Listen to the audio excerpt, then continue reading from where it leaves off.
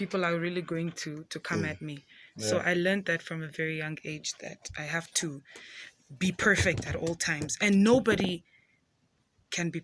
perfect. Nobody is perfect. So the kind of mistake that they are referring to is like they say you're not allowed to make mistakes. Yes. Are they being specific?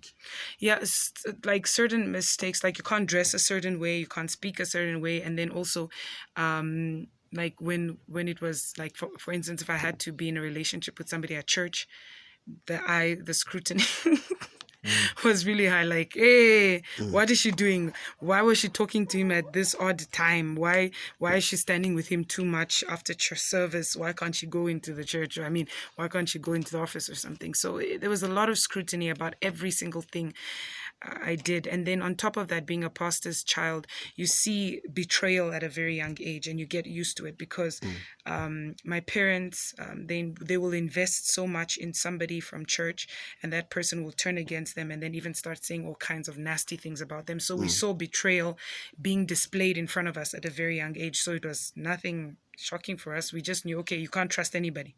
From a young age, like, don't trust anybody. Nobody really cares. Nobody really loves you anyway. They just talk. So, But then they say education starts at home. Yeah. Because now you have the aunties in the church. And that are then telling home you. is home. Yeah, so I want to know from home. Yeah. Because obviously this is where you were born, you grew up, and your parents been the church elders and been pastors as well. Yeah. And you came from that environment. What have you learned as you were growing in that environment, at home, in the household, your siblings and your parents there as well? Okay, I think I was the only thing that I would say I liked that I really while growing up is that my parents allowed me to express myself. But then it's like when we're out there, there's still a certain image that we have to uphold.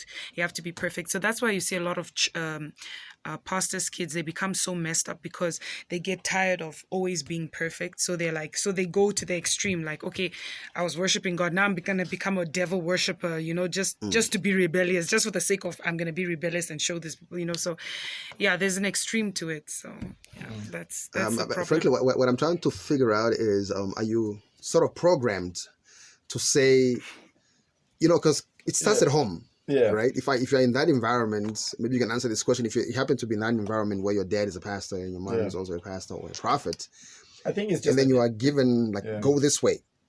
I think it's more an issue of fear. You know what I mean? And I would assume that for every parent, it's an issue of trying to make sure that your child is Probably safe for you at any cost, right? Yeah. And so that's point number one. Yeah. And then I think, look, whether you are atheist or you're agnostic, there's something about the biology of human beings and how you're designed, and part of that biology is the fact that just because you are a believer per se, you're not exempted from things like, say, puberty. And I think sometimes we're not ready to have that conversation. Yeah. In the name, sometimes you can overshield the person. Here's the thing, I think the psychology of a human being is designed this way. And I think God did it that way for a specific reason. You do need to let your children do dangerous things carefully. You see what I mean? That's how you learn. If you overshield somebody, by the time you take away those boundaries, of course I'm going to go over the top because you've suppressed me for some time. Because also, maybe the image that your parents are trying to morph you into, it's a good one, and I can understand it, but maybe it's just not who you're called to be. You know what I mean? Maybe you're just a visual artist, but now there's no space for a visual artist in the church. What do we do now? Yeah. And I understand that from a young age, yes, you want to learn to protect your kids from, say, doctrine and such, but a time comes where Scripture says, for example, bring up a child in the way of the Lord, so that when they are older, they don't depart from it, which means a time comes when the parent needs to learn to trust you to go do dangerous things carefully. And send you into the world because you are now capable. Because my last point is this: sometimes you can't play God. You generally cannot. You know what I mean? You can only hope that your kids turn out well. Look, I am sure that Adolf Hitler's parents were hoping that he would turn out as a good person. No, for real. I don't think there's a parent out there who's just like, I want my child to become the worst human being ever. But there's a relief from a parent, I think, when people generally do well. So, but I too understand why parents might be that way. They're just like, the rules. And the rules are necessary, but until what time? I think that's the balance. Yeah, Maranatha, does it become much of a strict in terms of what your parents, the upbringing especially, in terms of what just Franklin explained, Yeah. that let your child go out, and explore, but just being careful, Careful. so that means going out there to the world, be a responsible person. I think the time that you realize that you were more mature enough to go out there and explore, at the back of your mind, did you still listen to that voice from your parents? Yes. And then also at the same time, what the word, because the word always guides us. says, yeah.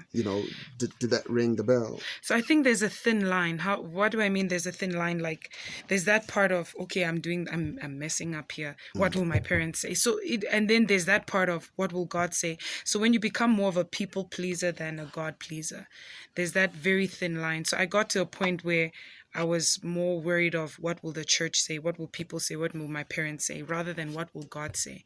So when Franklin speaks about when you should let your child go out there and do the dangerous things, but dangerous thing responsibly and carefully. So I would say, for me per se, I was not allowed to go out there and do dangerous things responsibly. I was not allowed to go clubbing or drinking or even being in a relationship. I would say it was even tough for my parents to even allow me to be in a relationship. There was even a stage where I was in a relationship with while I was very young. I was 20 something and early 20s, and then I went with a guy in church. I was in a relationship with. It wasn't sexual or anything, but I was just in a relationship with him, and then he was really messed up, so I left him and then went to the other, and then I started dating again after a couple of months, somebody else, and then these two, they fought. Physically? Yes. Were they both church members? Yes, and they fought in church. What are you One was talking about? it was on New Year's, funny enough, and this was 2012. I don't know why I'm opening this up, but just to tell you the drama that happened behind the scenes. And how old was I in 2012? I was like 22 or something, 21, 22. Man, somebody had to put it down. I was so young. And then, so the other one was on the camera because it was part of the media team. Then the other one comes to church drunk. It's like, yeah, you and Maranatha, blah, blah, blah. Then they start fighting. It was so, and then I was so scared. And my sister came to us like, Maranatha, there is fire on the mountain. These people are fighting outside. So they first started outside. Then the other one, they diffused the fight. Then the other one went to the camera because it was New Year's Day. And then he was on the camera, And then the other one comes while he's in this tipsy form. He comes there and holds the guy like this.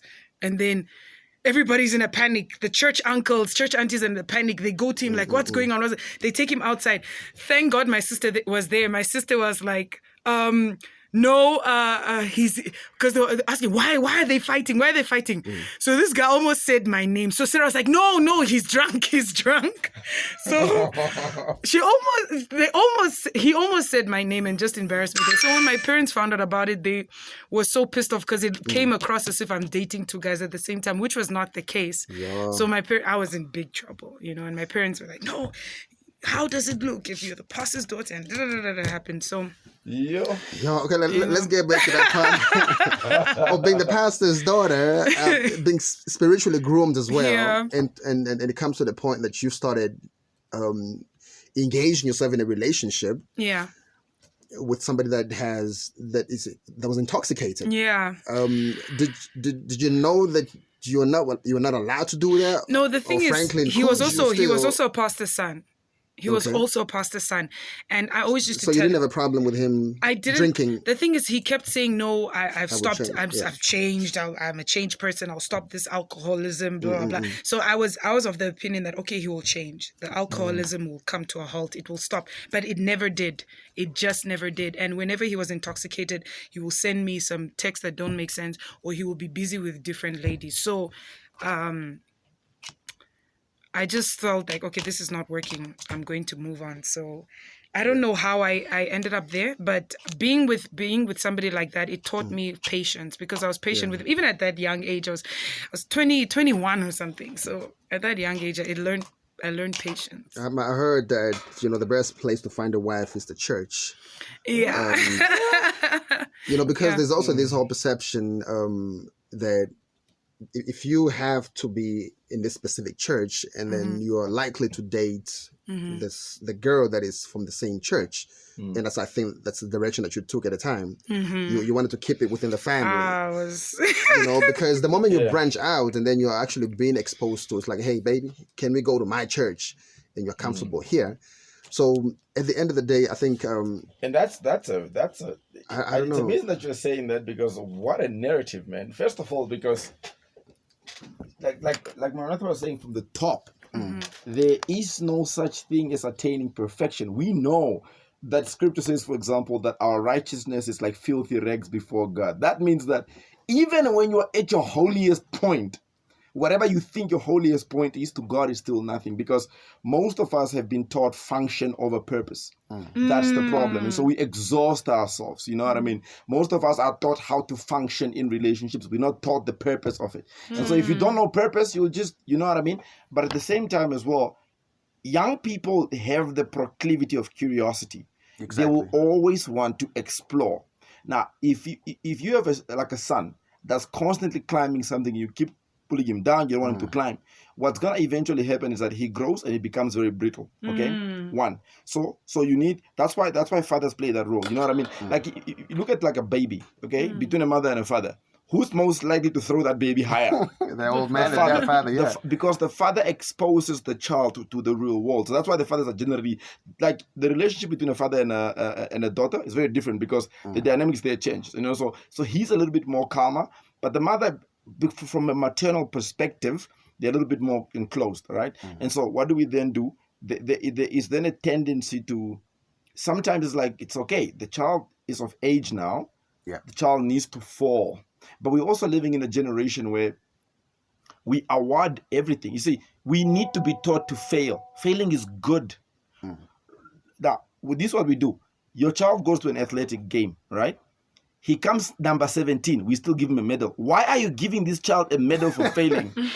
You see what I mean? It doesn't teach him anything. It's not good for him. And so people need to explore and experiment. They need to learn how to Blessed fail, are those who find that first person and behold, they just click. That's a beautiful thing, but it's not always the story. There are people stuck in relationships today in a church context that you can't just be changing one girlfriend. You can't just be doing that. Now you're just like, you're unhappy. You clearly are not joyful in that relationship. It's clearly not serving God's purpose. But what will the church say? There's so many people that have done so many things that are detrimental to themselves in the name of what will the people say. Which, do you realize, right? If I said to you today, oh, me, I didn't like Fidel's t-shirt. By the time you reach your house, I forgot what color was the t-shirt.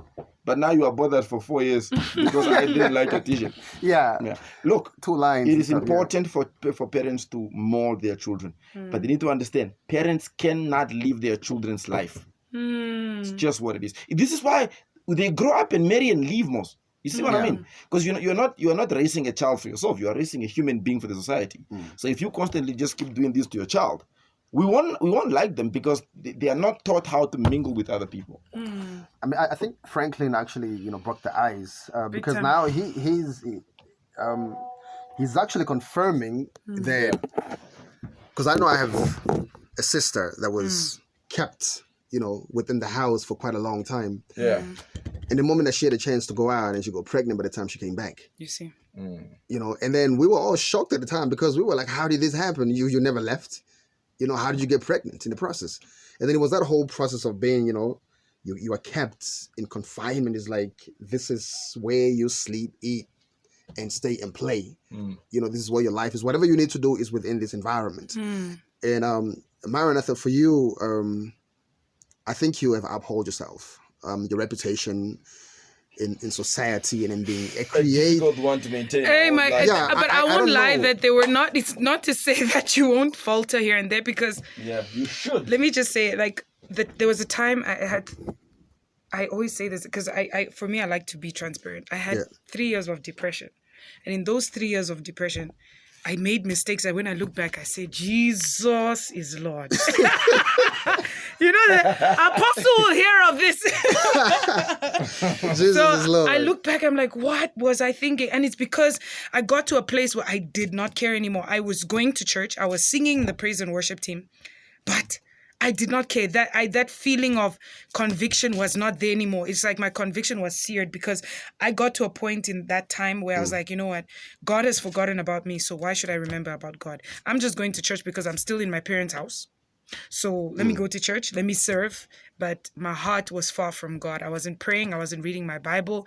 I was just far from God at those 3 years. And in those 3 years, those are very scary years, because when you're going through depression and you don't have prayer partners, you don't have people you can turn to, that's where the devil starts bringing all kinds of people, all kinds of friends, all kinds of people that started telling me all kinds of things. They were like, you know why you're not going where you want to go? It's because you're with your parents. You must get away from your parents. Your parents are the problem. So I had even all kinds of men running after me during that time. Even funny to say, even married men were running after me. It was very disgusting during that period.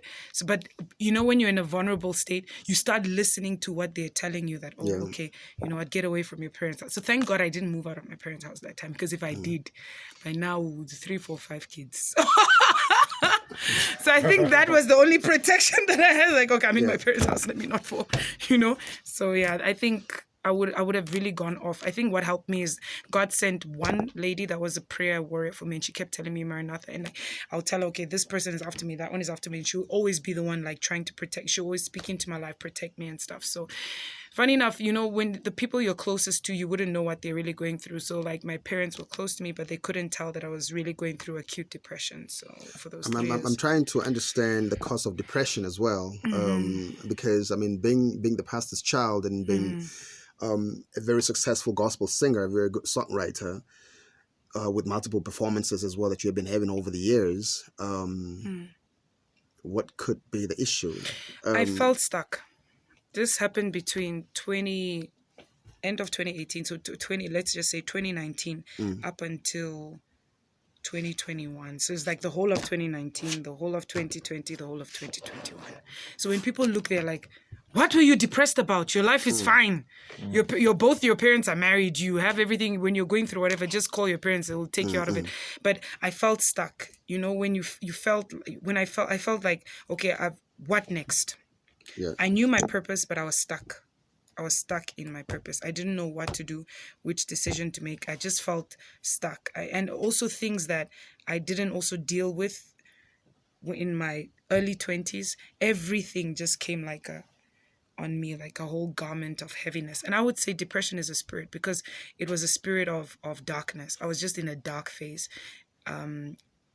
Nothing anybody had said to me at that time would have worked. I think only prayer would have worked. If you had told me, no, Maranatha, the path you're going is a bit funny, I didn't care. I even almost started doing drugs. That's how bad it was. Whoa.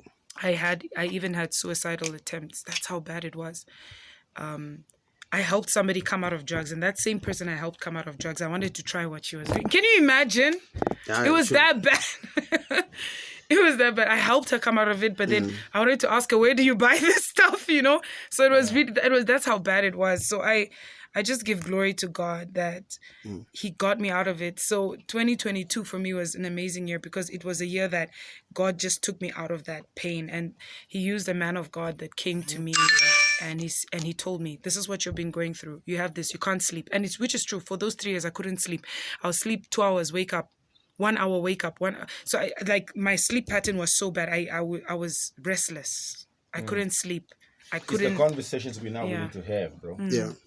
You see what I mean? Because so this is the history of the revolution of how church started. And then again, whether you are Methodist, whether you're Baptist, whether you're Pentecostal, whether initially, so back in the 70s, there used to be what was called the hippie movement. Now the hippie movement was to this day the greatest drug era. Now, back in the 70s, right? That like, and this is like Western culture. Back in the 70s, back around the times of the Beatles, and when we wore like hippies and like you know those stiletto shoes, right? Yeah. The drug industry was crazy. Crack was just being introduced to places like Miami and LA and such, and so it became such a big deal. So people were dying at their boatload.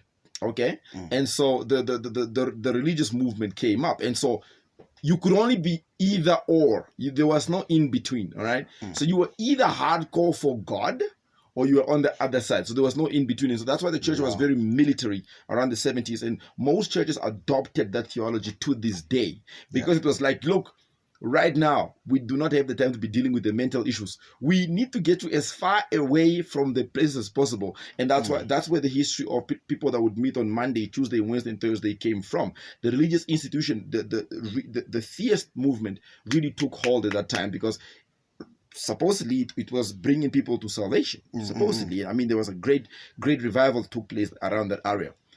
We, however, did not transform, because generally how a spiritual organization should work is that it must be cognitive of the spiritual needs of people. True. We are no longer in a space where we are suffering acute hunger, per se. We are not. In fact, the UN has declared acute hunger a thing of the past now. What we are suffering, however, is acute mental issues. We are not evolved enough to deal with these issues. It is important, therefore, for the church, and again, I don't say the church in its structure, it feels the need for us to look the part rather than be the part. It is important to look like a believer, whatever a believer looks like, as opposed to being one. Don't be an embarrassment. It's an African culture idea. Don't be an embarrassment. And so I don't think we fast-tracked enough to move with the times and say, oh, okay, the greatest need for our young people in the church is that they need mental wellness. Now you're just pumping you. Monday you are doing music. Tuesday you are in drama. Wednesday you're in a Bible study. Thursday you are in tongue ministry. Friday you are in prophet ministry. Nobody is, and in this time, right, there's no rest. Yeah. There's no rest at all. And no one says, hey, how have you been mentally? No one cares. We would rather say, hey, why were you not in church? Why were you not serving in worship ministry? And so now, again, you are functioning, but not purposefully. And so we are failing at that point. Yeah. So you're just functioning. And then what happens at some point? You reach a threshold. You go, no, I can't do this anymore. And then we say, the devil has entered you. No, she's just tired. She's just mentally exhausted. Yeah. That is true. I can attest to that. It makes a lot of sense. Yeah. What's your word on that? During this time when I was going through depression and stuff, so I decided, okay, you know what, I'm done with praise and worship. So I wasn't really even in praise and worship anymore. There was a time I even left it. Because like he said, you're just functioning. Okay, I'm doing this for God, I'm doing that for God. But then the mental health issue part is not dealt with. So I think Christianity should just not just be it shouldn't be a religion, it should be a relationship. So I think we don't emphasize that part of, get to know God for yourself, develop a personal relationship with him when you're going through this issue mentally, because mentally I was not okay. And when you're not okay mentally, it affects everything around you. So So mentally, we need to talk about mental health issues. And I think in the church, it's more like, why weren't you in church? It's not why weren't you in church. Have you read your Bible? Have you spent time with God? People come to church just to perform, to show and act. And church is a hospital. Yeah. It's a hospital. When people go to the hospital, are you looking for who's perfect? Oh, your leg broke. No, you are a mess. You have arthritis. You have a mess. Oh, you have cancer. No, nobody's doing that in the hospital. Everybody came there to be molded, Church is a hospital. Church is a place where you come together as believers and get spiritual enlightenment and growth. Not where you are perfect. Perfect people don't go to church. It's people that are broken, hurt. They go to church for spiritual growth and healing. And remember, it's not a justification to live, say, immorally. Look, so the book of Hebrews says, for example, that, if you have had an experience of Christ, per se, a revelation of some sort, it is very difficult then to go back, because it's like taking precious blood and throwing it in mud. That's not what we're saying. We are not saying that, we're not saying one of those horrible modern day theologies, things like God only helps those who help themselves, or stuff like or stuff like don't judge. We will judge. This is you see, there's a doctrine that we need to deal with right now, as far as we find a proper balance. Judging, we will. Judging has never been a problem, because if I'm not allowed to, it's the same concept as you going to the court and saying, yeah, don't judge me, I just like murder. No. You can't just do what you want and not be accountable. That's not what we're saying. We are not advocating for an immoral lifestyle or just do whatever you want to do. You must be accountable to a body, to a group. That's why we are a family. One. But the most important thing about a church member should not be his membership. The most important thing about a church member should be his intrinsic individual value, which means that he must matter. We have come to a place where human beings in churches are very replaceable. Oh, you used to play drums, you're suffering depression? Bye, we just give you another drummer. Exactly. No one goes and checks on the guy. We would reject you and put you on the side. But by all means, send us your tithes. By all means. By all means. And so what we are saying is this. Right now, the global climate, young people and everybody in general, right? The studies showed right now, between 18 and 37, actually 18 and 42 now, out of 10, 8 people suffer depression of sort that they are aware of. Because depression is anxiety. Oh man, how will I pay tomorrow? 2, they have it, they just don't know. So that means that 10 out of 10 are battling it. That is the spirit of the day. Now, we need to be able to speak to that spirit of the day. We are not. All we are saying is, yeah, Franklin, I have another revival thing coming up. I mean, I've gone to revival services. It's like, yo, man, you don't gotta shout. God hears you. Forget that. We don't need to be taught now the path, the 10 steps to give your tithe well. No. Guys, how do you retain your young people? Bro, speak to the wellness of young people, honestly. Yeah, and I just think while we're still on that point, there was a story of a female, a very dedicated church member, and I think especially for females, they actually have it more harder than they really do. So that's why they say there's more men in prison and there's more women in church. It's because somehow, somewhere, there are reasons why women go to church, and somehow, somewhere, there are reasons why men end up in jail. So now a female that I can say is the fact that she got involved in a relationship with one of the singers that used to come from a foreign country. That would come during some events in the church, and then they will come and then they will perform, and she fell for him. Because now it's an external church partner, so why not? I mean, it's part of the family. So she fell in love with a dude, and they started engaging sexual, and at the same time she got pregnant in the process, and then the church started talking, So what I'm trying to say here is the whole time the respect that this individual had in the church fell drastically. Just because of that specific incidents. But now, the whole time they knew is that you're not allowed to do this, you're not allowed to go here, you're not allowed to. But then at the same time, then this happened. This person just came in, got the woman pregnant, and went back home. And she had a miscarriage, unfortunately. Oh, wow. And this has happened in the environment of the church. Yeah. And I think she had a miscarriage because of all the drama. And later on, there was nobody that could actually speak to her and do some counseling and actually understand. That's the thing. Not just why are you pregnant, because that was more like, how did you get pregnant? Why did you do this? It was more of that function. Yeah, and later on I realized. They don't check the root. Yeah, later on I realized that with all these choir members, most of them females, the possibility is very high. It is. The pressure that these people are going through, and like you mentioned earlier, you are just told, come to church, sing, rehearse, practice, go home, pay your tithes, and by all means, give your offerings. And so it's the whole rotation. Look, serve the church. Look, young people carry an energy with them. Yeah. The religious and you can't take that away. Has realized how to use that energy. That's problem number one. To keep going. This is why, as you grow older, I love preachers who evolve. I love like her dad, for example, who has learned to evolve with people as you grow older. The older I grow, the less you can fool me. Now, if I'm younger and I don't have many responsibilities, I am there in the church, non-stop, 24/7. Of course I will be. What else am I doing? That's point number one. We don't grow with our people. So what do you think that happens as we grow older? We move out. we start moving out because this place it's not feeding me anymore, because we just focus so much on talking to the high school and the university kids. Now I'm sitting there with marriage problems and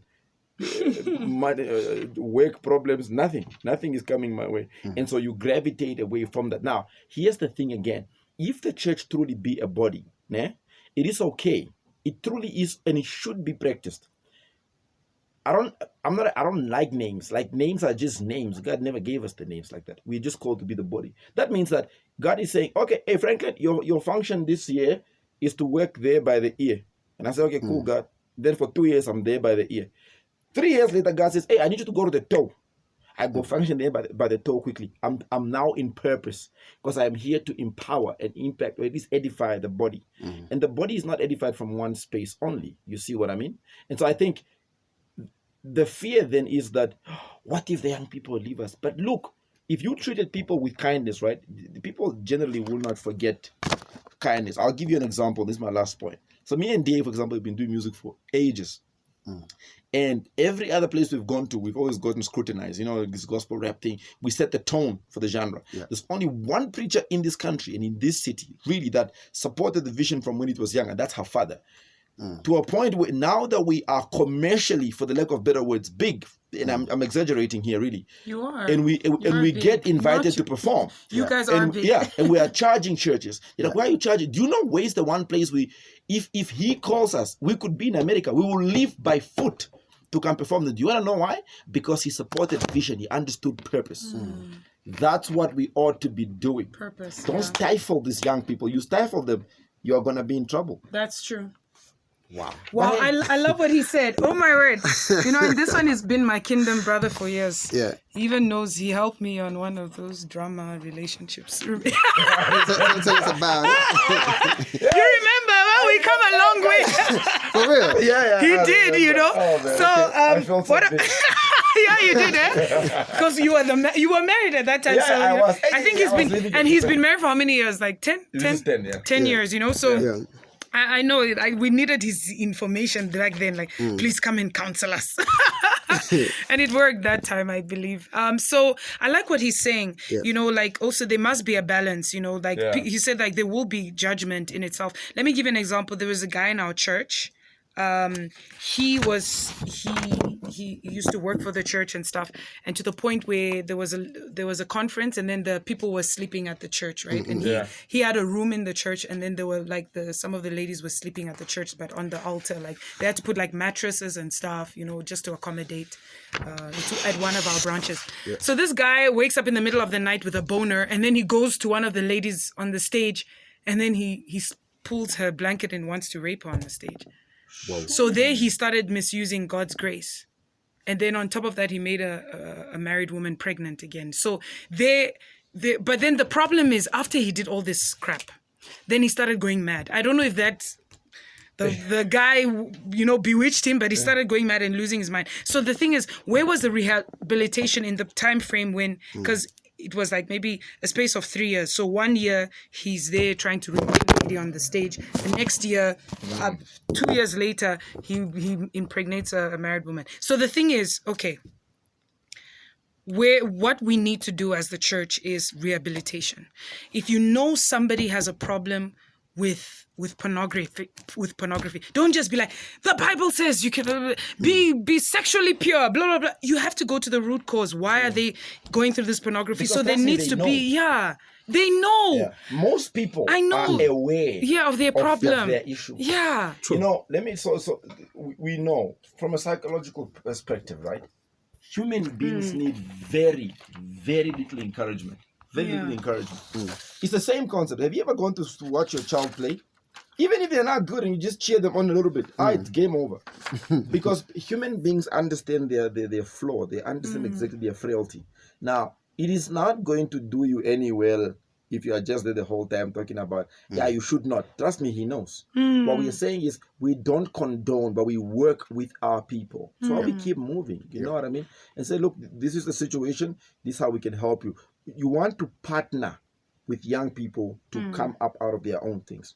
You also don't want to go take on more than you can. You know what I mean? You also want to hold people accountable. Say, look, my brother, you are battling a thing like this. No, You're not faithful there by the marriage. You relax here by the sound. Maybe don't serve for a while. It's okay. You are welcome, but just don't serve for a while, because we do need to lead by example at the end of the day. Yeah. You don't want Franklin to be in a position where I'm a so-called example. Now, because I carry an accolade and I know this guy can bring numbers to the church or whatever. Discipline is not a you issue. Scripture tells us that God corrects those that he loves. I don't want to be in a place where I'm not corrected. I'm not right. Trust me, 95% of the time, I'm not right. I know that already. So I don't want to be in a place where I'm just, my brother. My brother what? Tell real me, with man. me. Like, tell me. Let me just raise something over here. I grew up in a church on Sunday, Wednesday, and Friday. Yeah. So I know that church is a holy place of refuge for many, but I'm also aware that it serves as a source of trauma for many as well. That's true. For people like myself who have experienced sexual trauma at the hands of the church, I'm no stranger to the feeling of shame that is heavily perpetuated within the church culture, especially when it comes to sexuality. As a teenager, I remember how small I would feel when I would come to church in clothing that I felt confident in, only to be handed a sweater because the straps of my dress were too thin. That's the dress code, yeah? And I remember our pastor receiving an information whenever he would casually preach about young women who are too focused on sleeping with young men, in the way he would conveniently never condemn the men who sleep with them. Here's the issue, right? So this one guy walks into church this one time, back in the day. Cool dude, man. That dude was just hungry for the Lord, I think. He had dreadlocks on, ne? And I don't get into semantics, man, because those things don't matter to me. This dude, a leader in church, this guy, it's the first time this guy is coming into this specific church service. And so he walks past to go to the toilet, and this guy who's a leader tells the guy, hey, now that you're in church, you need to cut those nonsense off. Nonsense off. How? Since that day, that was the time in my head, I was like, because I was already like, questioning a lot. That I remember that Wednesday evening, I was just like, no, God, I like, thank you for the signs, man. I appreciate this, because there is no uniform for Christianity. If there was one, none of us would go to heaven for it. Why? Have you ever seen anybody wearing a robe in Namibia? Just quickly, which service have you been to where we are wearing robes? Just mention one service in Windhoek where we are wearing robes on Sunday morning like Jesus them did. We aren't. There's a thin line between modesty and subjectivity, okay? That it's a cultural issue as well. Like, if I go to like a white church, for example, very casual people, they just wear plackies and shorts. They are good. Yeah. If I go to my churches, for example, the suit is like 5 layered. It's not a problem. 5 layers. I have a problem with that. What I'm saying is we must learn to not subject your home rule over a congregation. There's a reason why. For example, the writer Paul is talking about, if you can't lead your home, you can't be in the position to lead a body, because how God is so amazing. How does he qualify us to be leaders? He says this: the household. It's a minute indication of the state. Okay, it's a small representation of the state. If you fail at household level, you can't even lead a Sunday school group. You failed completely. Sunday school, even. Yeah, and so it is that idea that the church. Look, of course, sometimes we use an excuse and say, but the Bible does say when we are not perfect. Don't use the "we are not perfect" card to deliberately know that you are mistreating people. Like saying, but you know most offenses will come. Why must you be the channel of offense? Like, this is your calling. Your calling is just to offend people. And young women, unfortunately, really suffer at the extent of that. You know what I mean? And sometimes there's a manner to approach a person, I think. If a young woman comes in, some people, they don't know. They just they are just hungry. Yeah, they just don't know. It would be wrong for you to go back and go get dressed. I don't think they'll come back. Now, you can always have like your, what do you call it? Shitenges. And even when you cover, smile. Do you know that the smile can just you're welcome. Yeah. Sorry, and it can also be given by a guy, right? Hey, no, put this on. No. Now the church aunties can do their job nice. Come with a smile and say, "Oh, thank you, sister. Hi, my sister. Thank you for coming. It's just there are some guys here, that you don't know where they're coming from. So let's just So let her feel the she's love. Protected. Yeah, it's like don't you see? If somebody is you also don't want to put her in a position now where you are making it seem to her that she is the problem. Mm. She is coming because she has the Exactly. problem. Yeah. So tell her, look, we are here to make sure that you are safe. Thank you for what We you don't said. know. Okay, and so put this on because we don't know who's here. Now she feels like, oh my gosh, these people do what They care. for me. Did you once with the same experience before? No, one of my friends, she came to church. I invited her. She came to church. One church auntie saw her wearing something tight. It wasn't even short. It was just tight. And you know she's got a lot of curves, right? And her butt is really huge, right? So she wore something tight. Now then the one church auntie comes just before she enters church. Why did you dress like that? This was during Faith Convention. Why did you dress like that? Do you want to seduce the pastor? Oh. From there, she stopped coming to church for a whole year. A whole year. Yeah, I don't know. I can imagine the message you want to. You want to seduce the pastor. Like, yeah. can you keep your comment to yourself? Just say like, oh, sister, you know you look nice, but you know, next time, you know, you're very curvy, you know. Some guys. Okay, yeah, your own not, you know. experience, I think in terms of your dress code as well, you personally, and probably your hairstyle, your makeup. You know, and we started seeing makeups on the later stage of Maranatha's life. I'm like, okay. And I started wearing certain things, and because my body started changing, and I started wearing certain things, and then I would wear a slit. I even had an argument. Oh my God. That's what I'm saying. My experience with church aunties was not really good in the beginning, but now I'm cool with them, all of them. I think that song really helped. But when I did the what is it? That was like your pastor's fired, daughter, man. you know? Because after prayer meeting, they formed a group and they started talking about, yeah, did you see what Maranatha wore? And it was actually the first NWA thing. Wow. I wore a dress, it was a black dress, and then it had a slit until here. So like, did you see what she wore? What do you have to say about that slit? What do you have to say about that slit? That slit was too high, eh? And then they didn't know one of the people they were talking to was friends with me. So the person came to me. And I told them, and then I told my parents about what these aunties did. So then there was there was a meeting because these aunties were not happy that I was angry at what they did. So there was a whole drama in that office to the point where I even walked out of the office. And I even shouted at both those aunties and I spoke to them anyhow. I'm not saying what I did was good of how I spoke to them, but it was just out of a place of frustration. Because if how I'm dressing, you don't like it, and you are showing people after prayer meeting, oh, what do you think of what Maranatha wore? Because it was on my WhatsApp status. So you start showing everybody. You could come to me and just say, Maranatha, you know, there are people looking up to you. I don't think you should wear a slit like this. And you're at this stage where you can't wear a slit like this. Just talk to me. I'm a very approachable person. I won't be like, why you know, rather than forming a gossip group or gossip team, you know. So there's a very thin line. If you see somebody like, I feel sorry for this girl. Like if you see somebody in this state, go to them with love.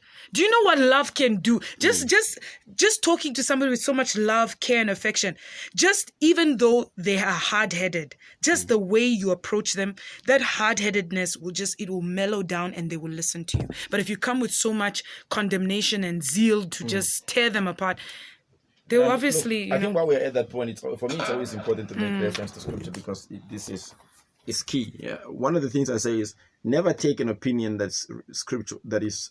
Just because it sounds spiritual for me, like doesn't mean anything. You know what I mean? I could say things that might sound okay, but benchmark it against scripture. Let every man be a liar, let God be the truth. And so one of my personal favorites, right? So Paul, who's a great writer of the New Testament, is writing to one of his, for the lack of better words, mentees. Okay, like a son in the faith, right? His name is Timothy. So he tells Timothy in 1 Timothy 5, right? Which is interesting for me because it deals with this issue. He says to him, 1 Timothy 5:8, he says, but if anyone does not provide, we're starting there, but if anyone does not provide for his own family, not as in blood family, and especially for those of his household, he has denied the faith and is worse than an unbeliever. Okay, that's a point that we're going to deal with on the later stage. 9 says, do not let a widow under 60 years old be taken into the number, and unless she has been the wife of one man, who are reported of good works. But here's what we're saying. Verse 12 says, verse 13 rather says, it talks about these aunties now. Okay, verse 13 says, and besides these aunties now, they learn to be idle, which means they do nothing. Exactly. They're just idle. They learn to be idle, wandering about from house to house.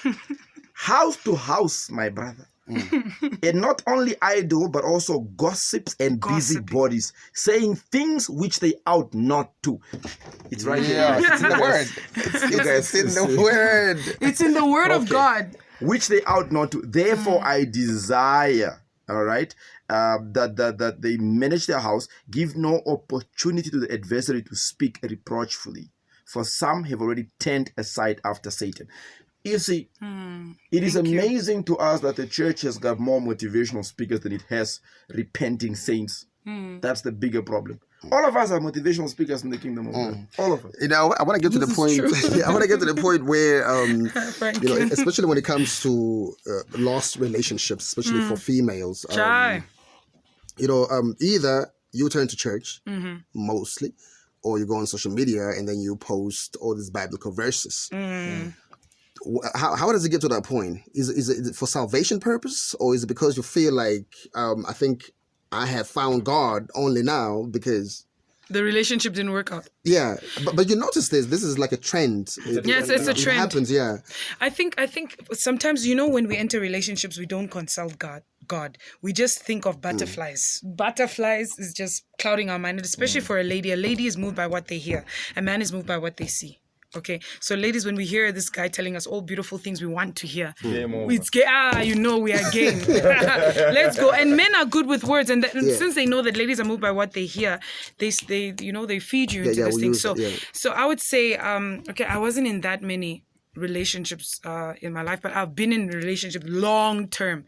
And the thing is, he was also saying the right things, but at the same time, he was also doing the wrong things. He was really just doing the wrong things. So I would say what helped me to overcome that, I think the first thing that really helped was when he left the country. I think that was my saving grace. Secondly, the saving grace was also I needed to know who I am and know my worth. Many women do not know their worth because you're not affirmed. You know, some it's because they lack a father figure, so they're looking for a father figure in a boyfriend, and you can never find a father figure in a boyfriend. Some, your father was there, but he never affirmed you. He never told you you're beautiful, Can you repeat you're that? special. You can never find A father figure in your the boyfriend. And Namibian Whoa. ladies, I'm sorry, they get it wrong. Man, so I've They been a are father to a whole always- lot. But here's the thing, and you know how I was told that I'm a father because Yeah. you can tell how that's the truth. Let me tell you. You'll notice, and again, you know, discernment is a powerful thing. If you have a daughter, what is she to you? She's your little what? it's my little angel, man. That's like Your little that's princess. my little princess, yeah. Your wife is generally your queen, right? True. There's a trend of women, young women specifically, that would say stuff like, it's princess treatment or nothing. That's a subconsciously they're seeking a father figure. Yeah. An intimate partner is not designed to treat you like a princess. That's a job for a father. So without even knowing it, subconsciously, it's crying out for a father. But hey, you know what I mean? Maybe I sound too old school. No, You you're know, right. there are things that your intimate partner will never provide, that the gaps that your father did not feel, or you didn't find a father figure, that he will never feel. Many relationships that and you realize this, right? Statistically, we know children from two-parent household, healthy two-parent households, tend to do subsequently much better than those that are from. I'm not saying always, but I'm saying God's grace is good. Children from households where people are married and they generally have a healthy relationship, they seem to do very well in relationships. They do very well as far as life statuses. They do very well in health. Why? Because there's a molding that happened. That's why a child from a household who was loved right by their father, you can't just be out here trying to lie to them. You can't even try and fool her with, yeah, you're my princess. She's like, no, I know. My Yes. dad told exactly. Yeah, but now She was affirmed. okay, so this guy is dating a girl, so he didn't have a father figure, so he doesn't know how to you understand? treat a woman. This one that didn't have a father, they don't know how a father must speak to them. And then they come together. Two broken individuals are just trying to use each other to find. Do you know? Oh my God! What Franklin is saying is so true, because you know I got to a point where I was counseling so many women, and this is the same thing. They're all looking for that father that they never had, and then you're Into going a man. into a man that also never had a father. Yeah, and So you now- realize it's just a father issue. The father issue, and that's why that thing of, you know, I always say, like, in Namibia we have too many absentee fathers, and we need to work that thing out. We really need to work it out, because what it's doing, it's creating broken homes and broken people.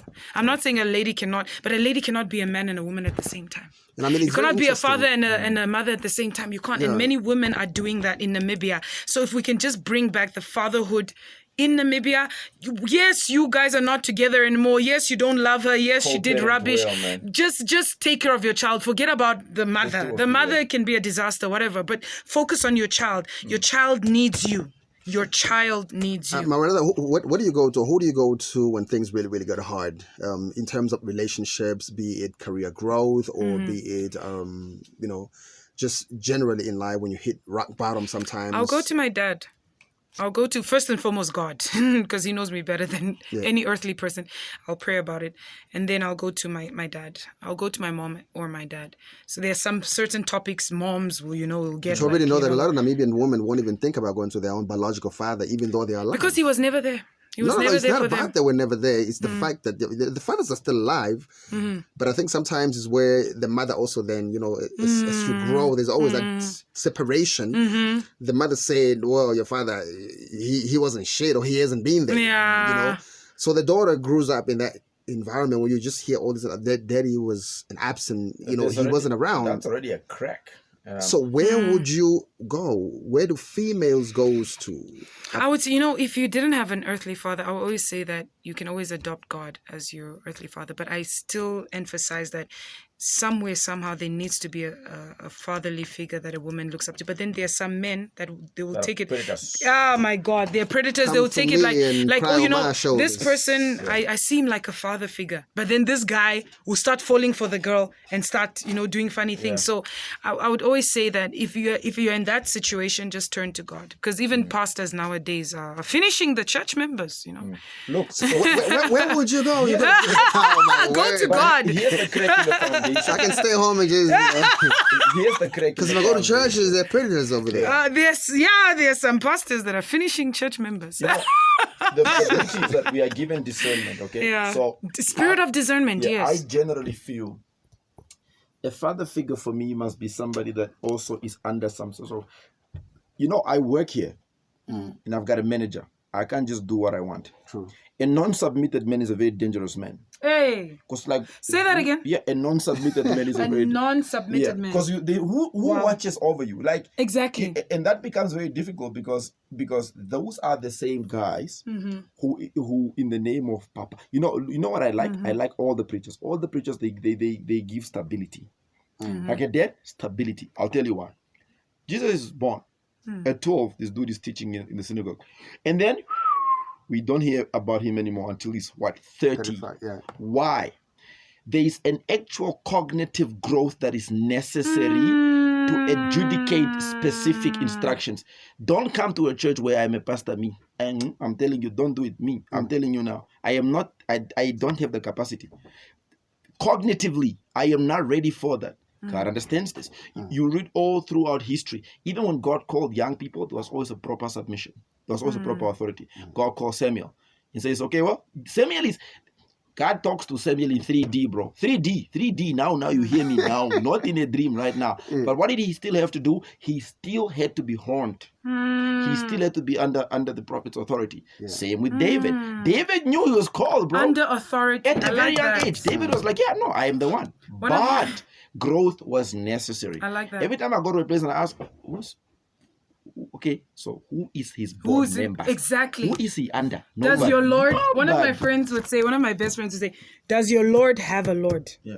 Basically. Dude, guys, Yeah. Jesus himself had a Lord. Exactly. He says, not my will. But Yados, please don't. You see, he's saying he's not a preacher, but maybe when he turns 45 or 50, you start to see So what are we pastoral saying this then? thing. Broken men as well, because predators are not just predators because they are evil. These are broken They're men. broken. They are just sick. It's an actual condition. These are men that have realized, if I use my papa status, I can get whatever. But let me also explain a really quick context. Right? When you go to a white person's house, and I had the privilege of growing up with both cultures, when you go to a white person's house, they just call each other by name. Linda, David, John, just normally. But in a black household, if your father says something, whether you like it or not, you'll do it. Right? It's a black culture. If a child is misbehaving, we say what? I'm gonna call your father. And so that's an authoritative figure. Now, if we grew up in a culture and we've been designed and conditioned to know that you don't, when Papa says something, it goes. We carry that over to a household. True. Okay? To a church, for example. And so if Papa says, hey, undress now, for it is the will of God. You will, because you've been trained to say yes to Papa. That's kind of one of those, and especially when they're younger. 2, Paul finds these guys arguing. Says, hey, no, me, I'm of Jesus. Me, I'm of Paul. No, me, I'm of Barnabas. Me, I'm of Paul. And then Paul says, it doesn't really matter who it doesn't really matter who maybe planted or who watered. The one who planted, the one who watered, the same person. The one who matters is the one that makes the seed grow. That's God. Because what are we? We are just conduits. We are like stardusts to a much bigger purpose. But here's the thing as well. Now, for guys that are like that, justice, the beauty with God's justice is beautiful. There are consequences that they will just linger on, unfortunately. It's just how it works. Now, you can kill somebody. God can forgive you, yes, but the law must still take you to jail. You know, that's the course of justice. So what we are saying is identify the place you want to go at and understand that sometimes, because human beings are naturally sinful, right? We can use your vulnerability as a woman and go, that's my gap. Sometimes women also that are older can use young men's vulnerability. And these things have happened even in the context of church. What I'm saying is the things need to be addressed transparently. There is no shame. You know, the church is, we know there are sinners in the church. This is not news to us. We go, she got pregnant. Yeah, yes. We've been knowing for years that there are sick people. Okay? Let's just address the issue nicely and say, my brother, are you suffering from a spirit of predatory? Say, yes, I am, man of God. Oh, okay, my brother. Let us take you to rehab. Exactly. Certain things we can't pray out. Not that we can't. There's a process that is needed. It's okay to say, hey, we are praying for you, but we're also going to check you into There's rehab. a process. There's a process. It's a whole process. And I like what my brother Franklin is saying. These things are processes. And when you see somebody going down a certain path, maybe they're going through sexual sin, you don't just ostracize them. There's a whole process you need to take them through to help them, because we're all fighting certain demons that we want to get rid of. Some people it's sleeping around. Some people is drugs, it's excessive alcoholism, it's different types of things that they're dealing with. How do you help them? There needs to be a system, there needs to be a process, and not a process of condemnation and making them feel bad that they already do, but helping them, getting them out of it through proper systems in place, you know. And I think just to ask you this question, like in terms of you personally, all the trials and tribulations that you went through as the pastor's child, what were some of those that you can pinpoint out to say this has been done unto you or said unto you? You know, from people? Yeah. Okay, that be it church members, aunties, fathers, musicians. I dress provocatively. You dress provocatively. Yes, okay.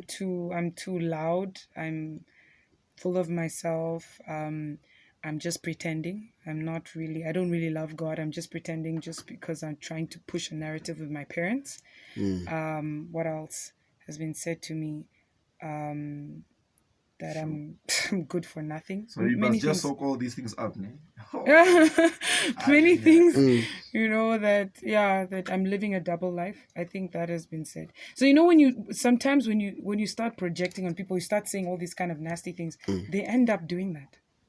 No, usually we are the result. Look, if I say a thing to you, it's usually because I'm suffering it. Okay, so if I come to you and I go, so you're not beautiful. It's not a you issue. I'm dealing with an existential issue in me, myself. You know what I mean? It's like it's a cry for help. That's why generally, you know, well, it will get to you after a while, but we are designed to not take. There's nothing worse than you not taking those things seriously. Like, there's nothing worse than a person to come to you, say those things, and you are just thriving, or you are just like, you don't care. It's horrible, man. It is. The idea is, look, sometimes we also want to live our failed aspirations through people. That's true. Yeah. So push it on this one. Because you couldn't be perfect, so you... No, maybe me, I can't sing. Yeah. And now here's Maranatha hitting notes. Yeah. And I put out 4 or 5 albums, and I was told, stop, my brother, you can't sing. And so my next outlet is Hermos. Yeah. I'm going to So let me push it on I'm an her. easy target. So I've been dealt with, but I refuse dealing anymore. So I think I've come to this point of strength. So I'm able to help other people. I'm able to help so many young women. I'm able to now. I took a back step this year. I don't even post as much. You don't see me posting because the Lord told me to go in a sabbatical for a while. I don't know if it could be 6 months, it could be 8 months, but He told me to take a step back. And then because now He's redirecting me on vision and purpose. Yeah. And He's taking me to a step where I need to now touch a certain group of people, and I need to take, before I get there, I need to go on that sabbatical. So I'm there right now. So you hardly see me posting. I won't really be posting things. And that's a beautiful place to be at too. Yeah. It's like a major step in your Because life. I'm growing now. Yeah. Like now, even spiritually, those days you just pray 15 minutes, you're already tired. Now you can pray for a long time, because prayer is not just telling God things, but it's a communication. Now you can hear what God is saying. Now you can see things. Because before, my spiritual gift was not that. Now I have the spirit of discernment. I'll be able to tell. I'll meet somebody and I can tell. The Lord will tell me, this person is going through this and this and this. And I'll call them aside. I'll go, hey, how are you? Oh yeah, this is what I saw on you. Like, how did you know? Who told you? How did you know? And it's just because the Lord told you, and it's because of the time of prayer that you spent, that now your spiritual eyes are so open that, I can be sitting with somebody, I can tell that they're going through demonic oppression, or this person is dealing in witchcraft. I wouldn't have told before. I'll just be playing with a person, and I don't know, this person is a heavy witch, But now I can see these things like this, because of that time in God's presence. God begins to reveal things to you about yourself first and foremost, and then about others. So God helps you, He heals you, He mends you. So right now, He's taking me through a process of healing, mending, and being broken in front of Him. And then from there, I can help others. I mean, how would you wish the church would be or treat its members, and especially when females are coming to the church and then, they become patients, they are sick. Treat them with love. Treat them with love. They will make mistakes. Yeah. Some may even fall pregnant on the side. Some may do all kinds of crazy things, but don't condemn them. See the root cause of why they're doing what they're doing, and don't treat them out of hate. Just do it like, okay, why are you? Okay, what happened? What happened to your childhood? Some things stem from childhood things. Because I think sometimes when people come to church, frankly, a woman dresses all the way from home on that Sunday morning. She put her dresses on, and then she comes to church, and then she sits, and then the message starts. The pastor starts preaching. It's beautiful. Then after the church, and then somebody else who's not the pastor then comes to you and say, my sister, we don't dress like that up in here, and because the idea is actually to attract the people. That's what I know is like every church wants to maintain their members as well. But then you have the pastor that is preaching in the message. It was beautiful. This woman took the message, she made some notes, she went to the Bible, she meditated. And then you have an extra person or another church member that just then decided, your hair, or the way you were sitting, your legs, your dress, your cabra was showing at the back. Is there a way that we can do away with all this stuff, or rather, because now you have the pastor who are just preaching and then they go back to their offices or they go home, and then from there you are left in the hands of the congregation. who then determines? It's like they decide whether you're gonna stay or go back or stay home. If somebody says, "The Lord told me," do you know the hardest thing to say or to judge is somebody says, "The Lord told me." Me, I fear saying stuff like that. Now, what if one day the Lord just speaks loudly? I did not. Which Lord? Yeah, there's a thin line. How we are designed as well, how we are created is that the child in us is able to turn to sense genuineness. It's just how it is. When somebody is talking to you from a place of contempt. And so we know that the unfortunate part is this, because like she said, because the congregation has got also people that are also just transitioning into becoming who God is calling them to be. Those errors will exist. What I'm saying is that we must not deny the fact that sometimes we have done more damage to people than we think we did. That's a fact, one. Two, I do think if we, just like we have a structure that at 8 o'clock we start service, I think there must be a structure where, there's a group of, like Jethro. Jethro is Jacob's father-in-law. Jethro, by the way, that is where the very first cabinet came into place. The democratic cabinet came into place through Jacob. through Moses, sorry. He's working the people out. His father-in-law says, hey, you're doing too many things. Divide the groups up. Now, what we do, for example, you say, you come to a congregation and you know, okay, these people are new. Then you announce at the front. If you're visiting us for the first time, please, we've got muffins and banana bread in the other room. When you're done, we just like to say hi to you. The people that are in that banana bread room are filled with the spirit of love and kindness and discernment, that they are not coming to meet you because they want to make you a member. They are coming to meet you, to greet you, because you are a fellow image bearer. True. You are a child of God just like they are. To speak to you and find out from you how you're doing. And you know what? You know how people come back, by the way? People don't come back to a church because you invite them back. Never. People return because there was a reception there. There was love there. Preach. So in that space, you just talking to them. Look, I'm sure for some it was already a big step for them to come to the church. Maybe, like me, maybe I have a problem with just saying our stuff. Then we just tell Franklin, maybe we say, no, Franklin, no, look, man, you have a gift of chasing away people. A gift. Yeah, it's a gift. Are you hearing this? You are not using it in the right context, but so then it's easier to deal with stuff. Then we know exactly. People come in, they sit, and when they are done, they will immediately go. And even in that group right now, then somebody in there can advise them and say, look, somebody might come and try and tell you what, but please just pardon them. They are also just being held by God. Now it's easier. As opposed to, it's like when a guest comes and after church, they just stand by themselves. Nobody's there to say hi, nothing. And so that's what we are saying. We are not called to make members. We're called to make disciples. Membership doesn't matter. Membership doesn't matter. It's true. It's disciples. I don't think if it's true, if you believe this with your whole heart, that one day you're going to have to say, I don't think you're going to be asked, so which one did you go to? Which church did you go to? God is not going to be asked. What heels off? Exactly. Like I read last week, this enlightened soul came and decided, no, if your hair is cut like this, there I went. You know, every one of these people that so-called went and they were in a trance, they've never gone to a crisis. I'm just like, why are you coming to tell me about damnation? I'm not going there. Like, why are you coming to tell me about a place that I'm not going to? And so the structure needs to be that there must be a group of people that receive new people. And remember, do not go speak church politics with these people. They don't care. They don't even understand.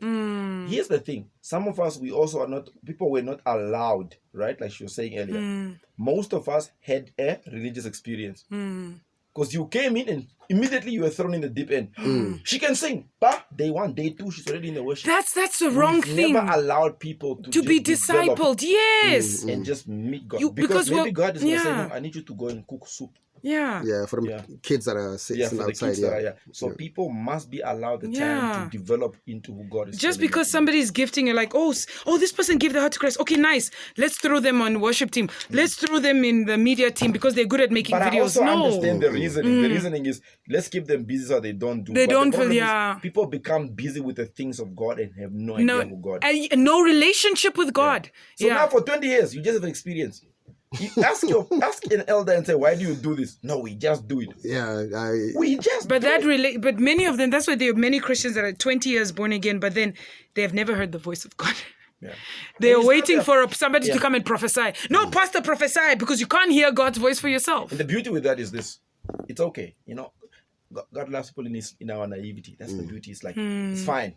Because you have zeal, just no understanding. So it's okay. Yeah, just keep doing what you're doing. Keep doing what you're doing. It's protecting you. It's the same concept that Paul is saying, and it's back to how we conceive and perceive people. Paul is saying, if you bless the food, you're good to go. Okay? But now there are people who say, don't eat pig or pork. Sorry. Paul is saying there's no problem with pork. However, if your eating of pork is going to make another brother stumble, just don't eat it in his presence. That's a very wise thing to do. To say, my mouth is not the safest in church. So as soon as the church is over, let me just quickly go home to protect the mouth, but also to protect everybody else. True. You know what I mean? So Paul is saying, for example, man, there's no problem with sneakers. But there's a guy who believes that sneakers are made through the blood of demons. So when he's around, let me just wear boots. He's not saying don't have the boots. But those now there's also a balance there. Paul did not say, it's okay. Commit the adultery. Just don't be. That's what there's wrongs. Yeah, There's just wrongs. Okay, there are wrongs. Yeah, they're just wrongs. Yeah, before you Yeah. say When yeah. you're saying it's preference, Yeah, okay? yeah. Maranatha likes this type of music. She's just a great singer. Maranatha would say she would listen to Whitney Houston because she sings well. Yeah. Now, somebody might have a problem with that. Yes. Now, what she will do for the sake of that person, I will won't not- listen she to won't you. listen to Whitney in her presence. In the presence, yeah. Uh-huh. So the person doesn't. Can't we just you know, preach that message? Yeah. No. Even Pastor if Franklin. we do, humans are different, bruh. Exactly. Like there was a riff that Beyonce did when she had a show at Dubai, and many people were doing the TikTok videos, and I wanted to do one, and I was like, hey, how will the church people see this? How will people think that? Because I just wanted to do that trend of the vocal thing that she did. She did something in some vocal dexterity there, and I was like, I would like to try that challenge. And then I just thought, hey, church people seeing that Maranatha is doing Beyonce with devil worship. Have you ever heard the term, church people are very judgmental? True. Yeah. And of course, I think sometimes it's also because how we presented ourselves. Honestly, sometimes let's just take the blame because sometimes we came out with angel wings Yeah. and we were the angels. Now I've learned over my years of just having some sort of an awakening. Sometimes it seems to me that you will do much better if you're a faith-based person, whatever you're Christian, you're Muslim, you're Baha'i, you're agnostic.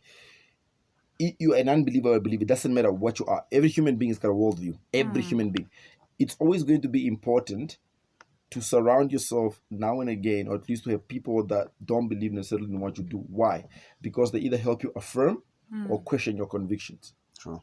People that think the same is a problem. There's no growth there. If I just come in, it's just hallelujah every time to each other. It's going to be a difficult thing. But, one of my friends, Brain the Tool, Brain the Tool, he's Islam, for example, so he'll give you material to read. And so that forces me to go study hermeneutics, to go study exegesis material, just so I am absolutely sure about me. But if I am not challenged, it's a problem. What Scripture says this: we perish because of what? Lack of Lack of knowledge. knowledge. Basic knowledge. Sometimes it's not a deep issue. It's just basic knowledge. Knowledge is just this. Maybe let me not speak here. That's knowledge. Now you're going to thrive because you've just used knowledge. You see, the beauty is you can speak, no problem. You can do what you want to do, no problem. There's going to be a long-term effect. You know what I mean? Now, then the people leave and say, I've been hurt, and so they leave. They are right and wrong. Because don't base your conclusion on how a wrong representative represented somebody. Politics is a good thing, but some politicians are corrupt. But politics is not wrong. Politics is the structure within which the execution of law is used, the body, all right? And so we can't then, because one politician is corrupt, just decide, no, man, politics is horrible. We need it, okay? The same applies to a religious context. If there was a guy who used the name of God for his own evil will, that guy is just evil. Him, the person, is just evil. Not the church. Yeah. Don't Not the it's like, Christ. it's like people say the old bathwater. Christianity, we shouldn't, because Christianity, it harbored slavery and all this stuff.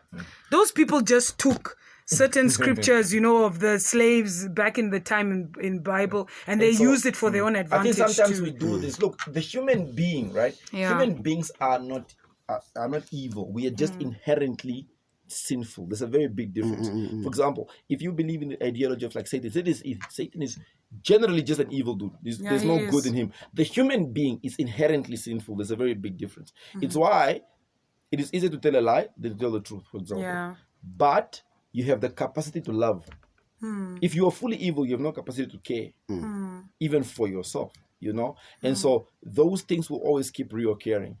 And so sometimes it's also an issue of, when I'm hurt, sometimes I must also think, I don't think I'm this old and have not hurt people. I have, knowingly and not knowingly. And so it becomes a bit childish on my end to just throw in the bathwater. I've been hurt. It's like, there's somebody out on the street right now, Franklin, that you might have said stuff to, that you just moved on with your life, but they were affected. That's true. Understand that. I am not an angel. There is no way that there is no one that I've not affected, directly or indirectly. So it allows for me to extend people grace and say, no, it's okay. Let's have a fight, no problem.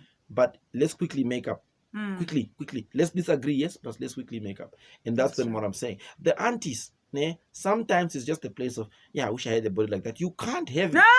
That is true. And you know, some of this aunties is jealousy because It's not a problem. Yeah. If you are 54 and she's 24, Yeah. there's a difference, bro. Look, I am not 16 anymore. Do you know how I wish I was 16? When I meet these kids like in high school, this kid can just jump from a wall and land. Yeah. If I do that now, I break. Now, am I going to envy a 16-year-old because their No. body is fresh? No, I had my time to be fresh. True. So keep quiet, Franklin. Just keep quiet. But that's what we do. Yeah, but how is she wearing? I'm saying, let's go back to when you were my age. Yeah. Let's Let's see how what you lived had on as well. And so, look, we love the aunties, we love the uncles. It's always